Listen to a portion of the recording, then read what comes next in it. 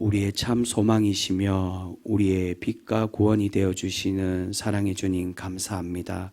우리를 주님의 구원의 자녀로 삼아주시고 그 구원의 복된 자리, 주님의 귀한 말씀을 듣는 이 새벽 미명에 주님의 전으로 불러주심에 너무나도 감사드립니다. 사랑의 주님, 우리가 주님의 그 십자가의 길을 쫓아 살아가는 참 생명의 하나님의 거룩한 믿음의 백성 모두가 되게 하여 주옵소서. 사랑의 주님, 때로는 그 길이 기쁘지만은 않고 험하고 힘든 길일 때도 분명히 있을 것입니다. 주님은 그 험한 길을 목숨 바쳐 우리를 살리시기 위하여 그렇게 가신 줄 믿습니다. 그러나 하나님, 그 길이 힘들고 고된 길일지라도, 세상의 눈은 그 길이 미련하게 보일지라도, 그러나 그 길만이 참 생명의 길이며 참 구원의 길임을 우리가 깨달아서 끝까지 주님의 그 면류관의 길을 완수하여 하나님께 칭찬받는 우리 귀한 모든 성도 되게 하여 주시옵소서. 그러한 하나님의 은혜를 깨닫기 위하여 이 시간 주님의 말씀을 듣습니다. 주님, 이 말씀 가운데 임하여 주셔서 이 말씀의 주인이 사람이 아니라 주님이 되어 주셔서 우리 가슴속 깊이 새겨지는 거룩한 은혜의 말씀, 생명의 말씀 되어지게 하여 주시옵소서. 오늘도 그러한 은혜의 말씀으로 우리를 가득 채워가 주실 줄 믿사오며 사랑 많으신 예수님의 이름으로 감사하며 기도드립니다. 아멘. 오늘 말씀은 우리 7월 6일 토요일자 말씀입니다. 제일 뒤에 목상집 없으신 분들도 있을 겁니다. 제가 성경 하나씩 불러드리겠습니다. 먼저 시편 123편입니다.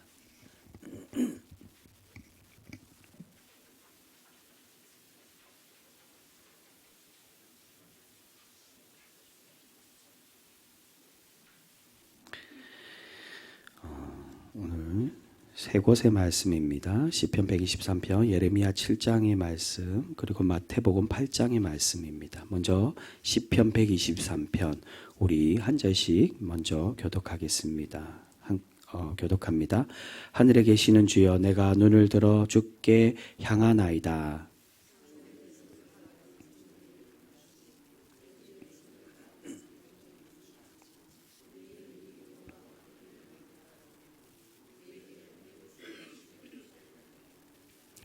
여호와여, 우리에게 은혜를 베푸시고 또 은혜를 베푸소서. 심한 멸시가 우리에게 넘치나이다.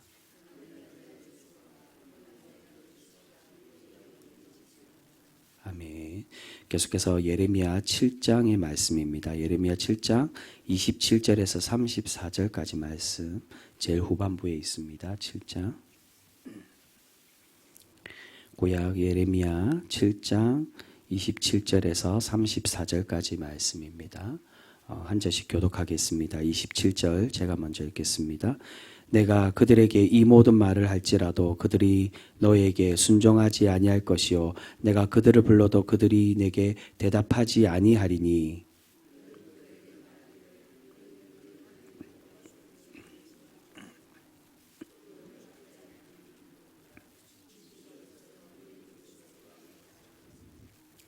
너의 머리털을 베어 버리고 벗은 산 위에서 통곡할지어다.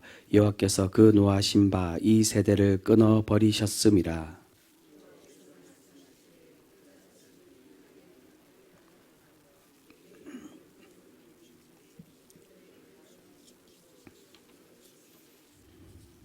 흰놈의 아들 골짜기에 도벳 사당을 건축하고 그들의 자녀들을 불에 살랐나니 내가 명령하지 아니하였고 내 마음에 생각하지도 아니한 일이니라.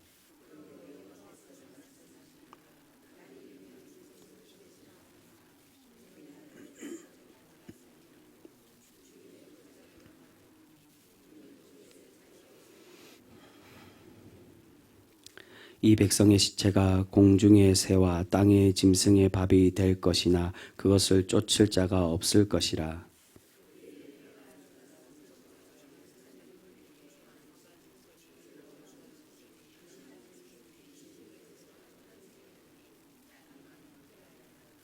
아멘.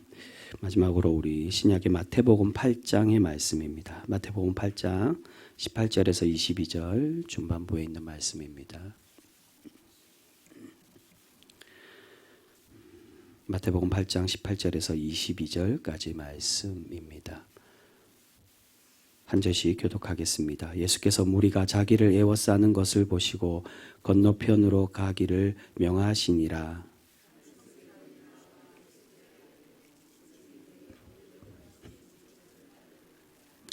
예수께서 이르시되 여우도 굴이 있고 공중의 새도 거처가 있으되 인자는 머리 둘 곳이 없다 하시더라.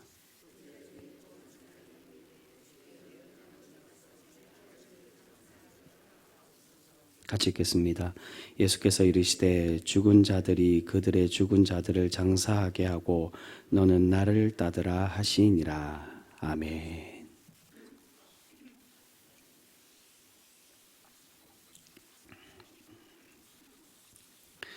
오늘은 계속해서 우리가 나누고 있는 예레미야 말씀과 그리고 마지막에 있는 마태복음 이 말씀으로 우리가 함께 그렇게 이어서 우리가 오늘 말씀을 함께 살펴보도록 하겠습니다. 계속해서 살펴보고 있는 이 예레미야 7장의 말씀의 주된 내용은 계속 들어서 아시겠지만 부패한 신앙생활, 이중적인 예배자의 모습에 대한 하나님의 책망이 오늘 이 예레미야 7장의 말씀에 나오고 있습니다.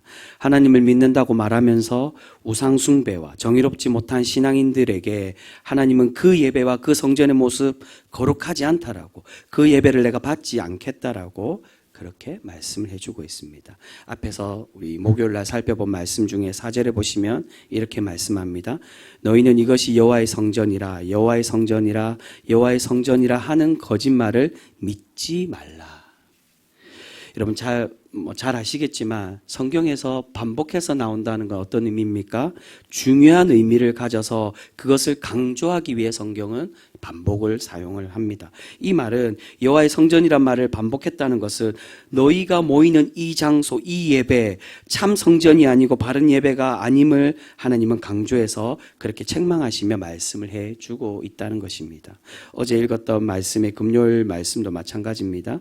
26절에 보시면 이렇게 말씀합니다. 너희가 나에게 순종하지 아니하며 귀를 기울이지 아니하고 목을 굳게 하여 너희 조상들보다 악을 더 행하였느니라.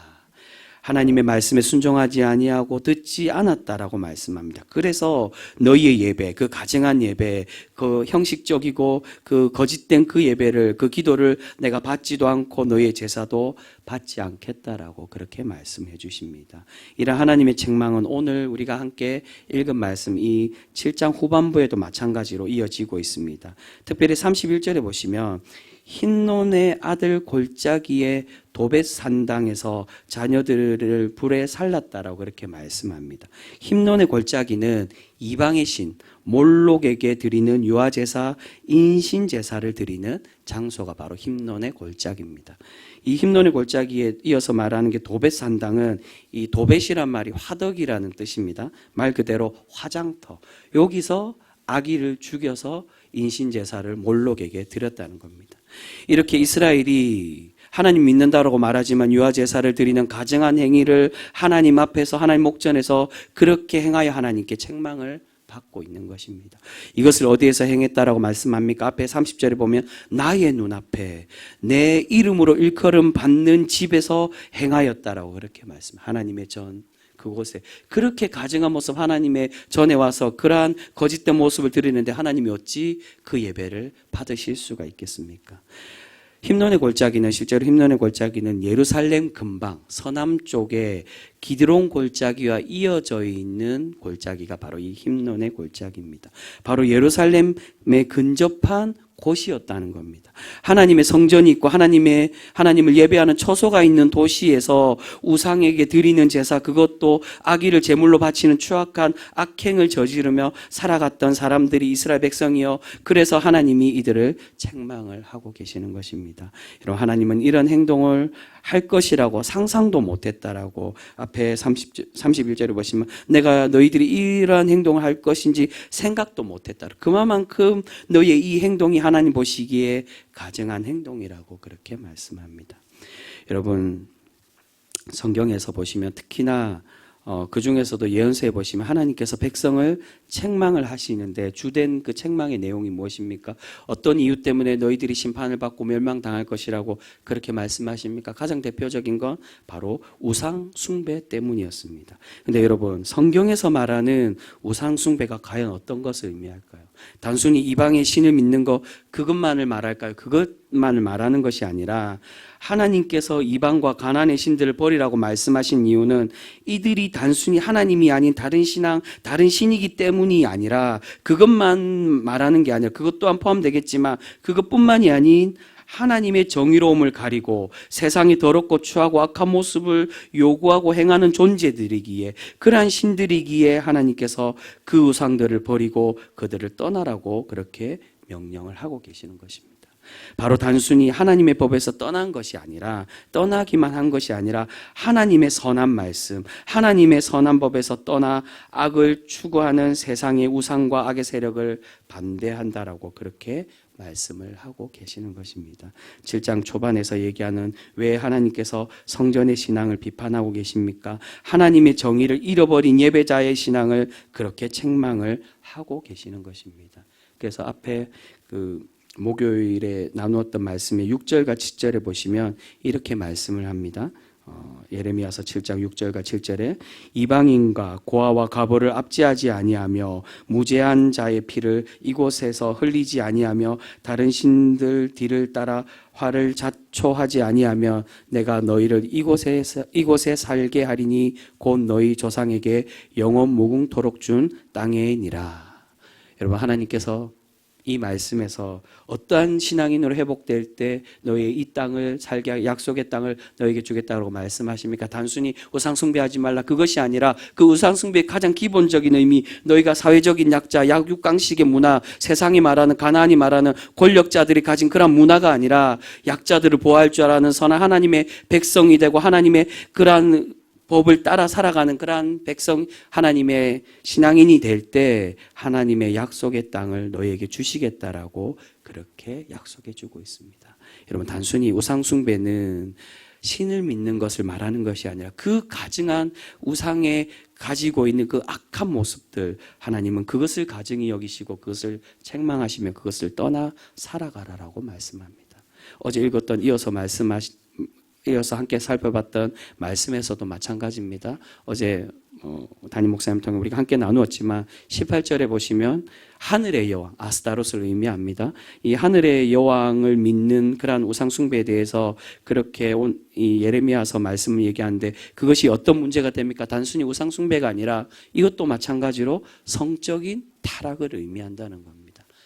성전 앞에 그 우상을 숭배하는 성전 앞에 이 창기를 두어서 제의적 성행위와 그러한 비를 내리기 위해 행했던 그러한 종교의 문화가 가나안의 바로 아스타롯과 바알의 그러한 신의 모습이었습니다. 여러분, 오늘 말씀도 마찬가지입니다. 앞에서도 말씀드렸다시피 몰록만을 섬기는 걸 말하는 게 아니라 그 우상을 통해 비인간적인 행위, 악의를 제물로 바치고 생명을 죽이는 그러한 행위를 하나님은 책망을 하고 계십니다. 여러분, 이 시대의 보수적 성향을 가진 근본주의자들이나 아니면 성경 문자주의자들은 하나님의 신앙 회복의 명령을 단순히 종교적인 것으로만 여기고 추구하는 그러한 경향을 가진 이들이 너무나도 많이 있는 것을 보게 됩니다. 이 세상에서 아무리 죄를 저질러도 또한 심지어는 교회 안에 불의함을 가지고 있어도 그리고 그것이 이전의 모습이 아닌 지금도 여전히 하나님 앞에 나와 예배드리고 기도한다라고 하면서도 여전히 심지어는 죄를 저지르고 있음에도 불구하고 하나님께 예배만 잘 드리면 내가 하나님께 용서받고 하나님의 거룩한 백성이 된다라고 착각하는 신앙인들이 너무나도 많이 있다는 겁니다. 여러분, 그렇지 않습니까? 너무나도 흔히 보는 모습들이 아닙니까? 많은 성도들 앞에서는 거룩한 척 그렇게 홀리한 척 예배 드리는 모습으로 그렇게 주님 앞에 나와 신앙생활하지만 그들의 관계의 모습과 삶과 신앙의 삶들에서 보면 거짓되고 남을 속이고 비방하고 세상의 추함을 다 가진 그러한 신앙인들이 너무나도 많이 있는 것을 보게 됩니다. 무슨 짓을 해도 예배만 잘 드리면 된다라고 생각하는 모습들입니다.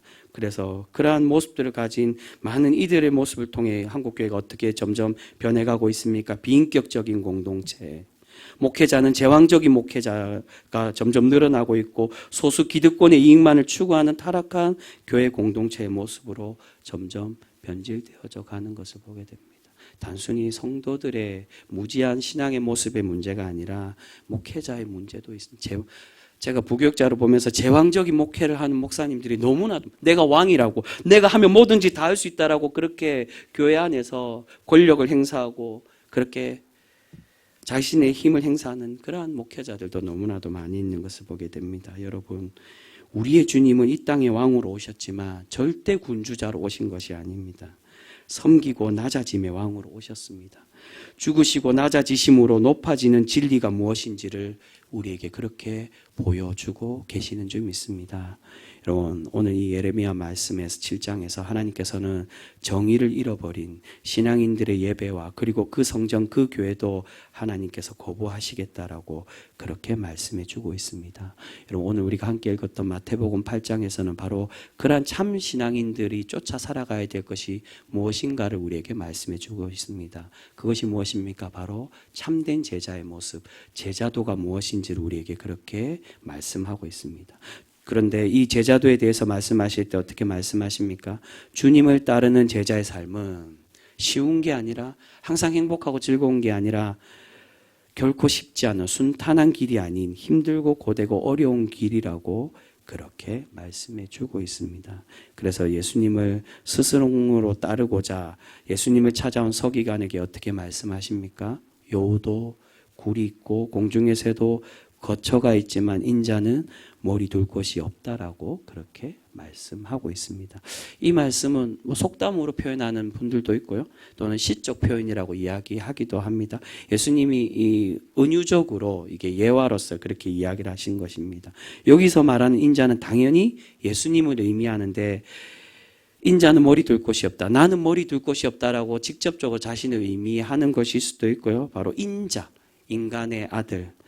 하나님의 아들로서 오신 예수님께서 이 땅의 사람의 모습, 인간의 모습으로 오셔서 주님을, 하나님을 따르는 그 삶이 얼마나 힘들고 고된지를 말씀하는 그러한 시적 표현으로 오늘 이 말씀을 해주고 있습니다. 인자의 모습으로. 하나님의 아들이지만 인간의 모습으로 이 땅에 왔을 때 내가 너무나도 힘들고 고되다라고. 비록 내가 성자이지만 그 힘들고 고된 길이 주님을 따르는 길이라고 그렇게 말씀해 주고 있습니다. 여러분, 왜 이러한 이야기를 서기관에게 들려주고 있습니까? 서기관은 당시에 출세가 보장된 그러한 직업의 사람이었기 때문입니다. 대제사장들이나 바리새인들과 같은 종교 지도자들에게 잘 보이고 그들의 말만 잘 들으며 탄탄대로를 걷는 그러한 자리가 바로 이 서기관들인데, 그런데 이 서기관이 예수님의 제자가 되기 위해 이렇게 모였을 때 예수님은 그에게 요구를 하고 있습니다. 너의 그 자리를 버리고 나를 따를 수 있겠냐라고, 이 힘들고 고된 길을 따라올 수 있겠냐라고 그렇게 이 서기관에게 질문을 하고 있습니다. 여러분, 이것은 바로 이어서 나오는 다른 제자에게도 마찬가지로 요구를 하십니다. 이 요구에서는 더욱더 강력하게 그렇게 요구하십니다. 다른 제자 중에 한 명이 예수님께 찾아와 자신의 아버지의 장례를 치르고 돌아오겠다라고 그렇게 예수님께 요청을 합니다. 그러자 예수님이 어떻게 대답을 하십니까? 더욱더 제자의 헌신의 요구를 강력하게 말씀하십니다. 22절에 보시면 죽은 자들이 그들의 죽은 자들을 장사하게 하고 너는 나를 따르라고 그렇게 말씀하십니다. 여러분, 이 구절에서 많은 사람들이 왜 예수님이 이런 이야기를 하셨을까? 이 부도덕한 부모를, 다른 곳에서는 부모를 공경해야 된다라고 말씀하시는데 왜 부모를 버리는 것처럼 부모를 장사 지내지도 못하도록 그렇게 말씀을 하고 계실까라고 우리가 의문을 가질 수 있습니다. 특히나 당시에 부모를 장례하는 건 유대인들이 당연히 해야 될 율법의 한 부분이었습니다. 이것을 어긴다는 거, 율법을 어기는 사람들에게 비난을 받고 책망을 받는, 심지어는 재판을 받을 수도 있는 그러한 행동입니다. 그런데 왜 예수님이 이것을 요구하시느냐? 바로 사명자의 길에 대한 요구입니다. 당시에 비록 유대인으로서 그들과 함께 살아가지만은 이 부모를 제사 지내지 않아도 되는, 장례 지내지 않아도 되는 그러한 사람들이 있었습니다. 그들은 바로 하나님의 부름을 받은 사람, 하나님의 택함을 받은 사람들은 장례를 지내지 않아도 되었다라고 그렇게 이야기합니다. 바로 제사장들이나 나시린과 같이 하나님께 부름을 받은 사람들은 그러한 자신의 의무의 제해가 됐습니다. 바로 예수님은 이 제자들에게 그것을 요구하고 계시는 것입니다. 불효를 행하라는 것이 아니라 이런 사명자의 헌신, 그렇게 부름받은 사람으로 너희가 온전히 쫓아 살아가야 될 길이 무엇인지를 바로 알고 그렇게 나를 쫓아 따라오라라고 말씀합니다. 하나님의 부름받은 사람은 세상 사람들과 다르게 더 시급하고 중요한 하나님의 사명이 있다라고, 그것을 너희가 먼저 쫓아 살아가야 됨을 그렇게 말씀해 주고 있습니다. 그래서 어떻게 얘기하십니까? 죽은 자들이 그들의 죽은 자들을 장사하게 하라라고 말씀합니다. 이 말씀은 죽은 자들이 죽은 자들을 장사하라는 건 영적으로 죽은 자들이 육적으로 죽은 자들을 장사하게 하라라고 말씀하는 의미입니다. 영적으로 죽은 자들이 어떤 것을 의미합니까? 하나님의 나라에 멀리 있는 사람, 하나님을 따르지 않고 거짓된 정의 앞에서 우리가 함께 나누었던 것처럼 거짓된 정의와 풍요만을 추구하는 그러한 사람들을 의미합니다. 너희들은 하나님의 구별된 제자이기에 더 중요한 사명을 감당하고 아직 하나님의 나라에 속하지 못한 사람들에게 그 장례를 맡기고 하나님의 나라를 위하여 헌신하는 그러한 주님의 제자, 사명자가 되라고 그렇게 요구를 하고 계십니다. 여러분, 주님을 진정으로 따르고 참 제자가 되는 길은 바로 영적으로 살아가는 사람, 주님의 힘들고 고된 사명의 길을 감당하는 그러한 사람인 줄 믿습니다. 겉으로는 하나님을 잘 믿는다라고 말만 하는 것이 아니라 그렇게 말하지만 실상은 내 자신의 배를 채우고 배를 불리고 개인의 평화와 개인의 평안과 개인의 세상의 행복을 바라는 그러한 사람이 아니라 하나님의 정의를 바로 세우는 사람, 하나님을 위하여 헌신하고 양보하고 하나님의 사랑의 복음을 위하여 희생할 줄 아는 그러한 사람이 하나님의 참된 제자라고 그렇게 우리에게 말씀해 주고 있는 줄 믿습니다. 여러분, 오늘 성경에서 하나님께서는 주님의 참 제자가 되는 길이 얼마나 중요하고 얼마나 어려운 길인지를 우리에게 말씀을 해주고 있습니다. 그러나 그 길을 가는 사람, 하나님의 선한 법을 지키고 정의를 행하는 사람이 참된 예배자, 하나님의 진정한 성전에 거하는 사람임을 우리에게 그렇게 말씀해 주고 있습니다. 사랑하는 성도 여러분, 우리가 이제 종교인이 아니라 하나님의 참 예배자, 하나님께서 기뻐 받으시는 우리를 산 제물로 우리 자신을 그렇게 드리며 살아가는 그러한 거룩한 예배자 우리 모두가 되실 수 있기를 소망합니다. 여러분, 주님의 구별된 제자는 내가 하고 싶은 것, 내가 원하는 것을 다 하고 그것을 채우는 사람이 아니라 주님의 십자가의 길을 쫓아가고 세상의 공평함, 공정이 아닌 하나님의 공정함, 더 낮은 사람을 돌아보는 그러한 사람이 하나님의 참 제자가 되어지는 줄 믿습니다. 여러분, 부디 우리가 하나님의 그 진정한 성전에 거하는 참된 신앙인, 참 예배자, 주님의 구원의 길을 쫓아 살아갈 수 있는 그런 복되고 아름다운 거룩한 성도 우리 모두가 되실 수 있기를 주님의 이름으로 축복합니다. 기도하겠습니다. 사랑해 주님, 감사합니다. 오늘 말씀 가운데 주님께서는 우리가 참된 예배자로 주님의 그 십자가의 길을 쫓아 살아가는 주님의 참 제자가 되기를 우리에게 그렇게 바라고 계시는 줄 믿습니다. 사랑해 주님, 그 길은 우리가 원하는 것을 채워가며 우리의 만족을 누리며 세상이 말하는 행복과 풍요가 아니라 더 낮아지고 더 내려가고 주님처럼 양보하고 심지어는 자신의 살과 피까지도 내어놓아야 될 그러한 고된 길임을 우리에게 그렇게 말씀해 주고 계십니다. 사랑의 주님, 때로는 우리가 주님의 그 험한 길, 말씀하시는 그 길을 쫓아 살아가기에 너무나 부족하고 연약한 존재임을 우리가 깨닫습니다. 그러나 주님, 비록 그 길이 힘들고 어려울지라도 그 길만이 생명의 길이며 그 길을 쫓아 살아갈 때 하나님이 우리를 복되게 하시며 세상에 복은 없을지라도 그러나 하나님의 영원한 약속해 주시는 영원히 썩어지지 않은 하늘나라의 복을 우리에게 채우심을 믿고 그렇게 의지하며 살아가는 우리 귀한 믿음의 백성 모두가 될 수 있게 하여 주옵소서. 사랑의 하나님, 우리가 그 길을 온전히 쫓아 살아가 세상과 구별되는 참 거룩함, 성별된 모습으로 살아갈 수 있는 우리 귀한 믿음의 성도 모두가 되게 하여 주옵소서. 사랑의 주님, 오늘 그러한 하나님의 구별된 성도로 살아가기 위하여 주님 앞에 나아와 하나님께 간구하며 기도의 소원을 가지고 구하는 그러한 주님의 많은 믿음의 아버지 하나님 백성들이 있습니다. 주님, 그 소원의 기도의 제목들 들어주시고 응답하셔서 오직 하나님의 뜻대로 하나님의 복을 영원히 누리며 살아갈 수 있는 우리 귀한 복된 성도 모두가 되게 하여 주시옵소서. 특별히 육체 고통으로 고통받고 있는 환우들이 있습니다. 주님, 그 생명 하나님의 것인 줄 믿습니다. 하나님의 믿음의 딸이며 하나님의 믿음의 아들들인 줄 믿습니다. 주님, 찾아가 주셔서 만져주시고 회복시켜 주셔서 하나님의 영광과 자랑이 되는 우리 귀한 믿음의 교우들 모두가 되게 하여 주시옵소서. 또한 직장과 사업장 그리고 가정에 여러 가지 어려움을 겪는 그런 우리의 교우들도 있습니다.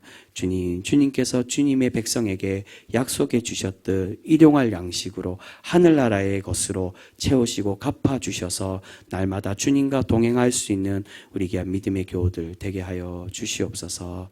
사랑해 주님, 오늘도 깨어서 하늘나라의 그 복음과 하나님의 그 선교를 위하여 헌신하고 있는 많은 선교사님들이 있습니다. 특별히 우리 교회가 파송하고 후원하는 이상규 선교사님 가운데 함께하여 주셔서 그 중심에 오직 하나님을 향한 열정만이 넘칠 수 있게 하여 주시고 하나님의 복음을 지키기 위하여 전하기 위하여 최선을 다하여서 하나님이 기뻐 받으시고 칭찬하시는 하나님의 귀한 일꾼 또한 그러한 선교의 자리들 모두가 되어지게 하여 주시옵소서. 새 터전을 위해서 그렇게 기도하며 준비합니다. 그 모든 것이 사람의 뜻이 아닌 하나님의 뜻대로 그렇게 이루어져 하나님의 영광이 되는 귀한 필리핀의 땅, 선교의 땅이 되어지게 하여 주시옵소서. 거룩하신 하나님, 오늘도 우리가 주님의 말씀을 가슴에 새기고 주님의 그 뜻대로 살아가고자 노력하여 하나님을 기쁘시게 하며 하나님과 동행하는 영원한 복의 주님의 믿음의 백성 우리 모두가 되게 하여 주시옵소서.